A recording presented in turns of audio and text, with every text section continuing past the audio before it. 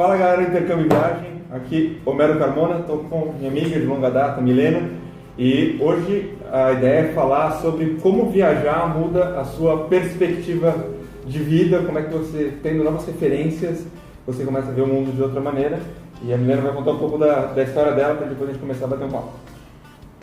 Primeira vez que eu faço isso, estou com um pouco de timidez, mas oi galera do Intercâmbio Viagem, eu sou a Milena.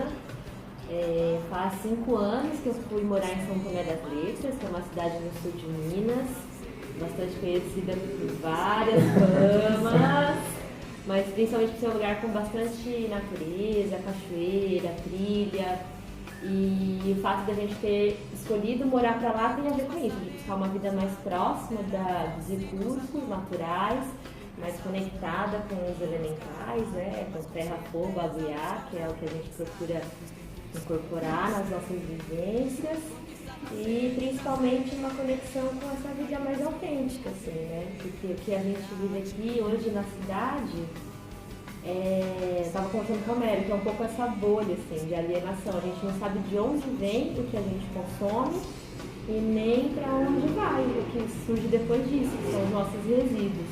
E a gente morando hoje na roça, que é o estilo de vida que a minha família adotou, eu e meu companheiro e agora uma bebê, a gente consegue ter essa proximidade, que era o que a gente buscava, e isso para nós hoje é ser sustentável. Não somos 100% sustentáveis, mas é uma busca mais real pela sustentabilidade do que a que eu vivia trabalhando numa grande indústria na área de sustentabilidade. Então antes de ir para lá, pode falar? Eu vou fazer um parênteses aqui, por que Dave falou um monte de coisa de sustentabilidade que parece que tem nada a ver com intercâmbio, assim, né? Enfim, ela foi viajar mudou para outra cidade, para tudo mais. Só que o que eu vejo, assim, muita gente querendo fazer um intercâmbio, muitas vezes para se mudar do Brasil, para sair, para mudar de vida, assim, né? Para mudar de contexto, vai ter uma vida melhor, sem corrupção, sem poluição, sem estresse, sem whatever, assim. E para mim, sim, foi muito aprendizado quando ela foi, mudou muito a minha perspectiva de vida em relação a isso também. Tanto que eu tenho o plano de morar no interior em algum momento, mas assim, putz, será que só ir para fora do Brasil é uma maneira de mudar a referência? Ou se aqui dentro a gente tem, quais as perspectivas que a gente tem aqui, né? Quais são as possibilidades que a gente tem no Brasil? Que são infinitas, no final das contas, né? O país é muito grande, tem muita coisa. E na verdade o que a gente sabe hoje é que quem muda somos nós, né? Onde a gente estiver, essa mudança depende muito da mudança que acontece com a gente. O que eu sinto que quando a gente tem alguns espaços que facilitam que essa mudança seja sentida e vivida. Então o estilo de vida que a gente buscava aqui em São Paulo hoje não é tão viável, mas já existem esses caminhos de pessoas que estão fazendo horta em topo de prédio, que estão fazendo captação de água. Então, na verdade, a transformação começa dentro de cada um e ela reverbera no fora. Mas, quando a gente vai para um espaço em que isso é mais palpável, as nossas mudanças internas parece que elas são catalisadas, é uma coisa que acelera e que te provoca. Então, o que eu estava falando sobre a proximidade que a gente sempre está num ambiente mais natural. E é isso, às vezes a gente não precisa buscar num outro planeta, num país desconhecido. A gente mora no sul de Minas e a gente mora a 360 quilômetros daqui. Mas a gente conhece pessoas que estão aqui mesmo, em Itapevi, que não é tão longe da capital, em Cotia, que estão tendo práticas muito parecidas com a nossa e até num nível de experiência muito maior. Tem um negócio com um amigo meu, coach de carreira, o Eric Fé, que me comentou que eu achei super legal, que você é uma média das 5 pessoas com que você mais convive. Então quando você muda de país, quando você muda de cidade, e você muda de ambiente, né, que você tá, você acaba tendo essas novas influências, né? Então acaba também acelerando essa história de, tipo, você muda, porque você também está convivendo num lugar diferente e com pessoas que pensam diferente. Então, com certeza. Isso é uma coisa que a gente não comentou ainda nas nossas conversas, mas, por exemplo, um dos propósitos da gente mudar foi que para se sustentar de fato, a gente entendeu que tinha que saber construir o próprio abrigo, plantar o próprio alimento, cuidar da própria água e do próprio ar. Que são coisas que, nesse ambiente urbano, a gente depende muito do serviço. Como a gente está falando. A água vem da concessionária de água, o ar está poluído, é uma notícia que passa no jornal, qualidade do ar, a gente não tem muito controle sobre isso. E lá onde a gente está, a gente convive com pessoas, por exemplo, o meu vizinho, né? O seu Zusa é o caso clássico. A gente pergunta para o seu Zusa, mas de onde que vem esse arroz que a gente está plantando aqui? E aí é o arroz que era do avô, que era do tataravô, e a resposta dele é assim, uai, isso nós sempre teve aqui. Quando eu pergunto de onde veio, ele fala, tipo, sempre teve. E as formas de plantar, e as formas de trabalhar com a terra, e as formas de preservar a nascente, sempre teve. Então essas aprendizagens estão nesses lugares, é isso que a gente foi buscar. E não foi preciso ir tão longe, como a gente falou. Então assim, a gente está viajando já há 5 anos, que é desde quando a gente se mudou para lá, e a gente se influencia muito por esses estilos de vida. A outra coisa que eu estava falando de mudança de perspectiva, porque eu lembrei que quando em São Tomé aparece uma pessoa de terno e gravata. Lá é a coisa mais pitoresca que tem na cidade é alguém aparecer de terno e gravata. Um advogado que resolveu alguma coisa na prefeitura. Só um minutinho, pausa. Pausa. Que a gente é influenciado pelas pessoas que estão em torno. E que uma coisa que aconteceu lá foi essa mudança de paradigma mesmo sobre como as pessoas se vestem, sobre como elas se apresentam, sobre o que é status. Então a coisa mais interessante quando acontece de São Tomé é aparecer alguém de terno e gravata. Que aqui na cidade é um sinal de uma coisa respeitosa e de alguém que tem credibilidade. E quando você vê alguém, às vezes em situação de rua, ou artista de rua, ou um viajante, mochileiro, que já tem uma aparência assim mais hippie, não sei, mais à vontade, a gente já tem um outro olhar, assim, um pouco de ressalva. E lá onde eu moro é o contrário, todo mundo anda muito à vontade. Se você às vezes vai encontrar na praça, ou no correio, ou no mercado, um tiozinho assim, com a camisa mais rota, mais rasgada, e você não imagina que ele é o maior proprietário de terra da região. Ele tem muito boi, muito café, só que essa cultura da simplicidade é algo que está muito presente. E que a gente buscar... Gente, eu tô com um bebê aqui, de 1 ano e meio, vocês desculpem. E ela tá fazendo uma festa aqui, claro. E que é uma coisa que a gente buscava também, que aqui era muito difícil de acessar. Então, a gente é muito embalada de chinelo, né? Eu e o Fábio. E algumas a gente era barrado e nosso parâmetro era balada que não pode entrar de chinelo, a gente nem vai. E lá a gente só anda de chinelo e é uma maravilha. Estranho se for de sapato. E ninguém acha isso feio, ninguém acha isso pobre, ninguém acha isso errado. Sim. Isso me lembra um negócio que pra mim na Europa foi muito forte também, né? Porque essa história toda do julgamento, né? É muito peculiar, assim, não vou dizer que é do brasileiro, mas aqui no Brasil ele é bem latente. Do tipo, a gente olha e já faz um juízo da pessoa, né? E a gente também se preocupa muito com o que o outro está pensando de nós. Exato. E quando eu cheguei na Europa, eu percebi que as pessoas estavam um pouco preocupadas se você, tipo, beleza, você podia estar de moicano verde, blusa rosa e whatever, e que, tipo, isso podia chamar atenção, mas não chamava atenção a ponto da pessoa ficar te olhando seguidamente, isso, tipo, com preconceito ou uma ameaça e assim por diante. E também, tipo, de eu me preocupar menos com o que as pessoas estavam pensando de mim, assim, tipo, beleza, você achou alguma coisa? Ok. Assim. Isso também é uma referência. Também um negócio que você falou, que pra mim foi muito marcante, logo que você tinha mudado pra lá e eu fui te visitar, foi a questão do que é sujeira do que não é sujeira. É verdade. E pra mim ficou muito marcado. Vou deixar que você fala, porque pra mim você fala melhor que eu.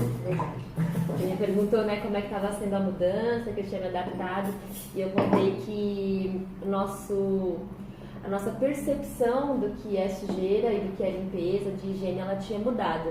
Não quer dizer que a gente mudou os hábitos de higiene, escovamos os dentes, tomamos banho todos os dias, mais de uma vez por dia às vezes. Mas, por exemplo, a história da roupa, porque lá a gente mora na zona rural e tem muita terra, e terra vermelha. E aí a gente chegou nesse conceito, esse entendimento de que terra não é sujeira, terra é terra. E pelo contrário, terra é um dos elementos naturais, é o que devia estar presente em tudo. Sim. Então a gente anda às vezes com a roupa mais encardida e não faz nem sentido eu ficar esfregando para tirar o encardido de uma calça jeans que eu vou vestir no dia seguinte e em 3 minutos já vai estar suja de terra de novo. Então eu tinha desencanado um pouco desse padrão que a gente tem, sabe? De deixar tudo lustroso e brilhando como se isso fosse sinal de limpeza, de algo mais correto. Porque, na verdade, o correto é viver bem, né? Sim, sim. E é viver de uma forma mais espontânea e de você comungar mesmo desses elementos da natureza. Então, a terra, a água limpa, claro, né? A água do rio da porta da minha casa, não a água do Tietê. O mesmo cinza de fogueira, isso tudo não é sujo. E é uma coisa que eu vejo, por exemplo, no padrão das escolas. Vou falar do projeto. A Aldeia Sabiá, procurem facebook.com/Aldeia Sabiá. Mas assim, a Aldeia Sabiá é um projeto que a gente tem para as crianças lá, que traz esse conceito de educação mesmo, que é mais livre, de contato com a natureza. Então, uma criança de 3, 4 anos pra gente, ela não tem que estar aprendendo a ler e escrever. Ela vai aprender a subir em árvore e ela come goiaba direto do pé.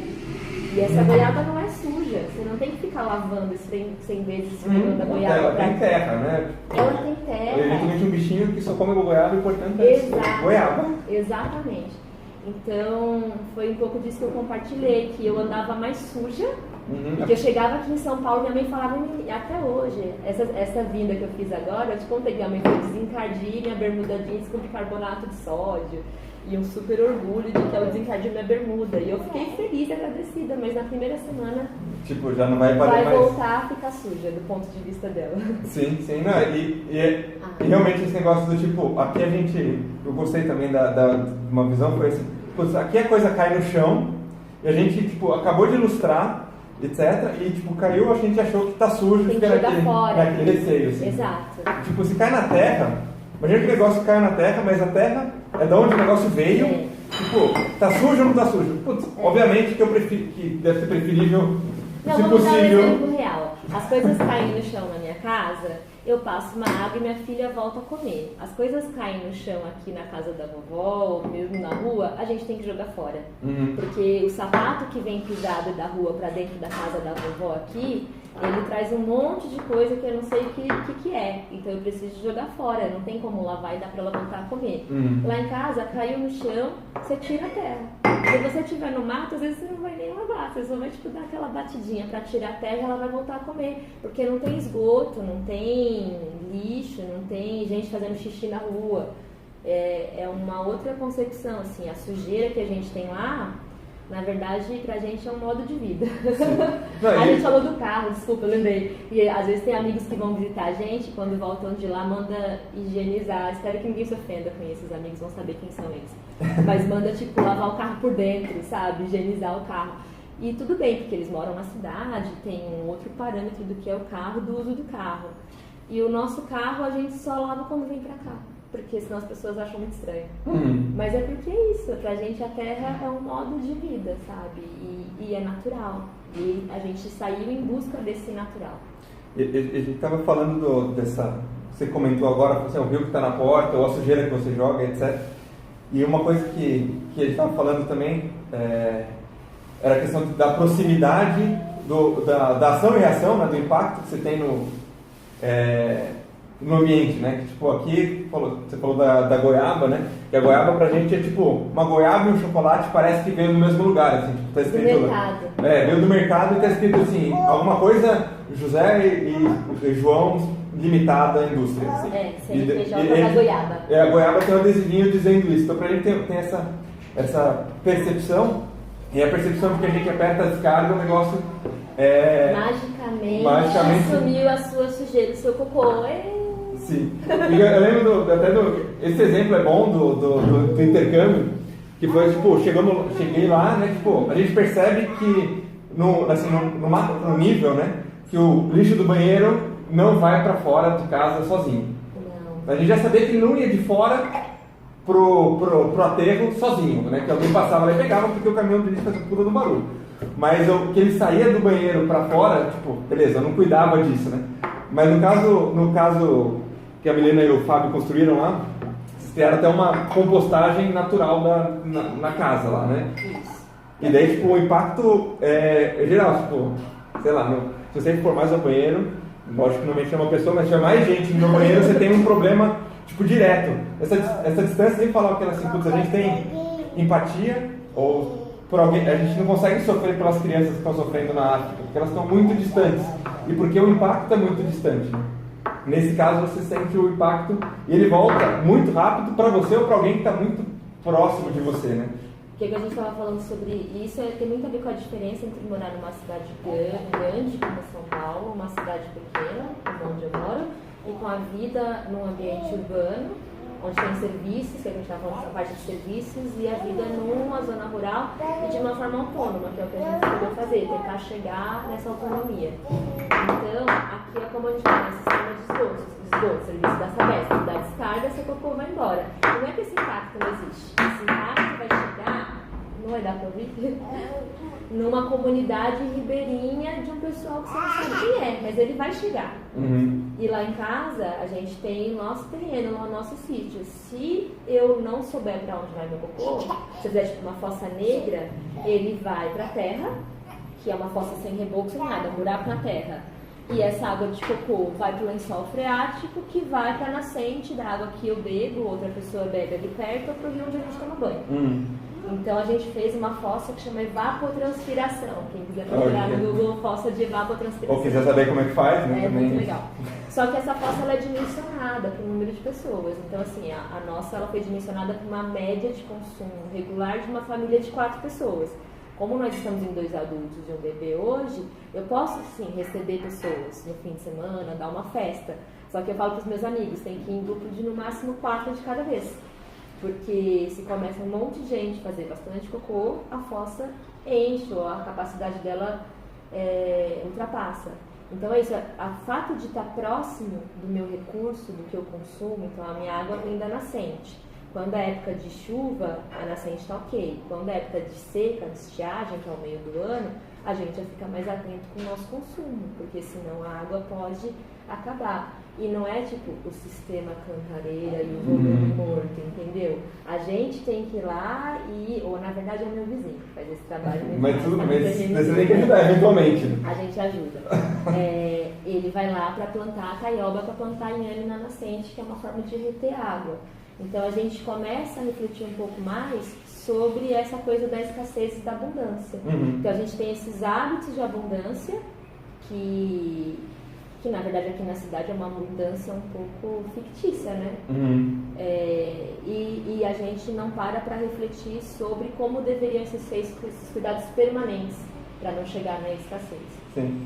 Então, isso a gente vive assim, bastante próximo, né? Eu te falei, a gente sabe que quando chove, eu estava falando pro Beto, que aqui em São Paulo a gente vê a chuva tipo, vai chover no fim da tarde, o metrô vai ficar lento, ou eu tenho que levar guarda-chuva, ou vai acabar, ou vai alagar.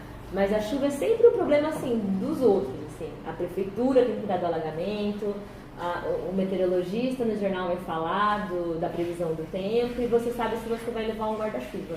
Só que a chuva, na real, está lá chovendo. A água não é um elemento que faz parte da sua vida de uma maneira significativa, como ela deveria ser.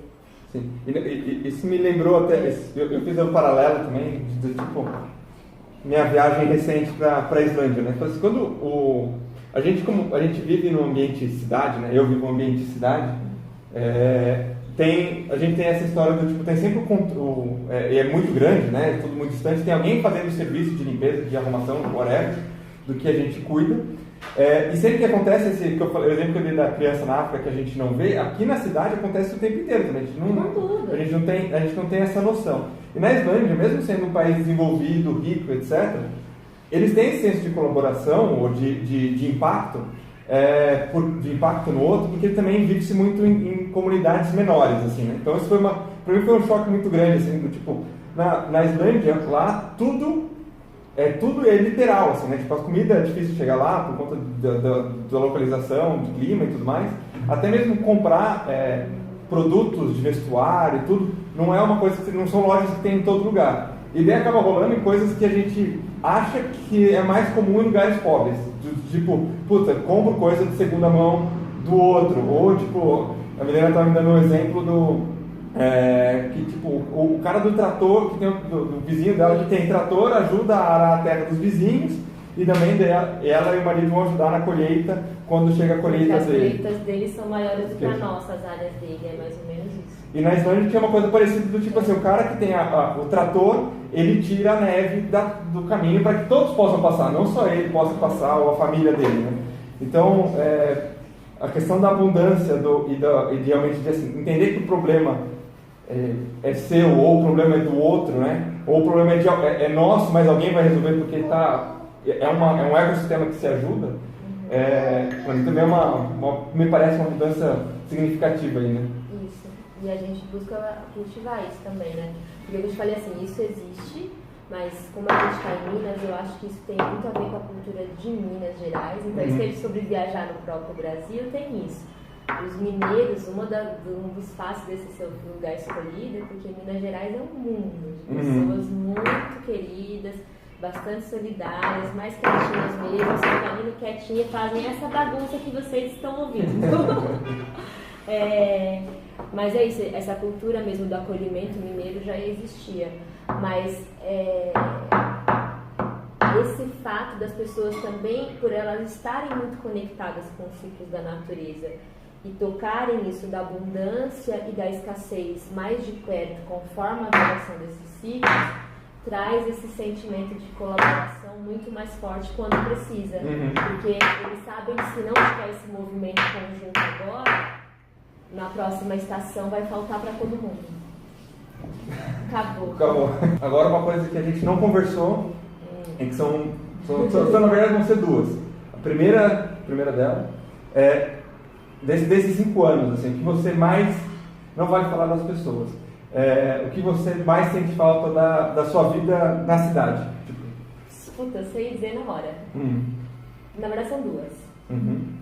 Mobilidade, porque a gente está a 15 quilômetros da cidade mais próxima, numa estrada de terra, então a gente ainda depende muito de carro, de gasolina, e aqui tem metrô, né, em todo lugar, tem ônibus.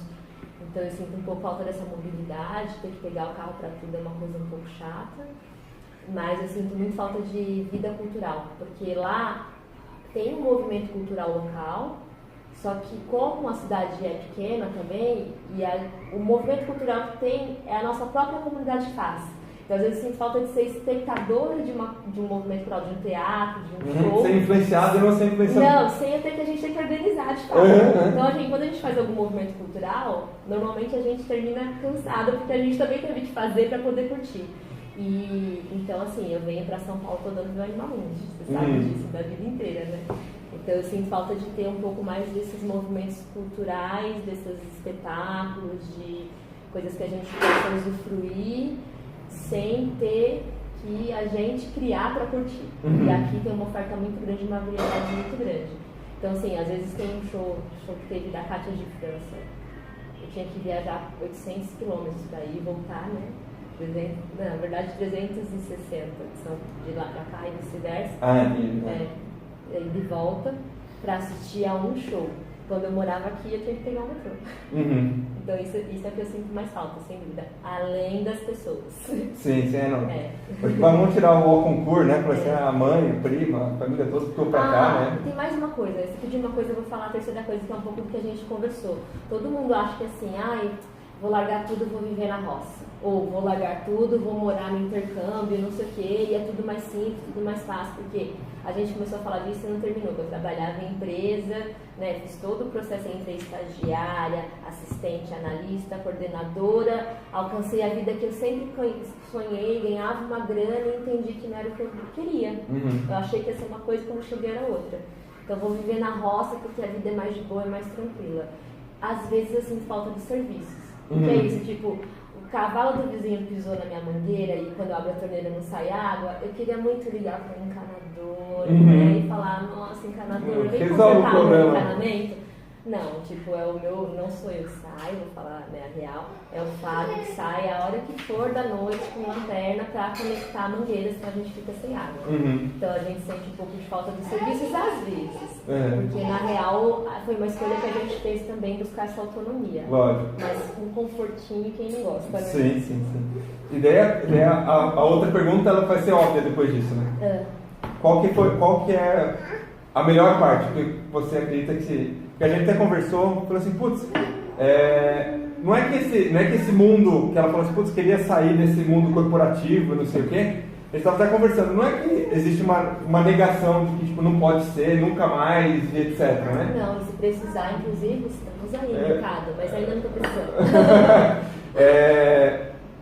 Mas enfim, assim, às vezes a gente tem essa ideia de mudança, né, de romper com alguma coisa, e no fim das contas, assim, tipo, você precisa passar, são temporadas que você vai passar, vai vivenciar alguma coisa, etc. Depois, meu pai me ensinou um negócio que pra mim é muito verdade, assim. Nunca feche uma porta, né? Por que você vai sair e vai falar assim, putz, vou embora, não quero nunca mais voltar pro Brasil, vou embora, vou ficar morar na roça pra sempre. Tipo, a gente não precisa colocar esse limite, né? Bom, é isso. Obrigado, Milena. Espero a gente gravar outros em outros contextos, talvez mais São Tomé. Verdade. Espero vocês na sala de embarque da minha casa. Ou na Aldeia Sabiá. facebook.com/Aldeia Sabiá, gente. Visitem. Vejo vocês na sala de embarque. Abraço. Até mais, galera. Foi um prazer.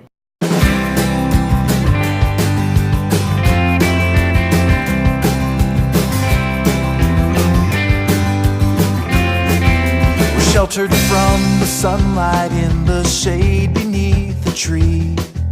We hide behind the shadows like an orphaned refuge.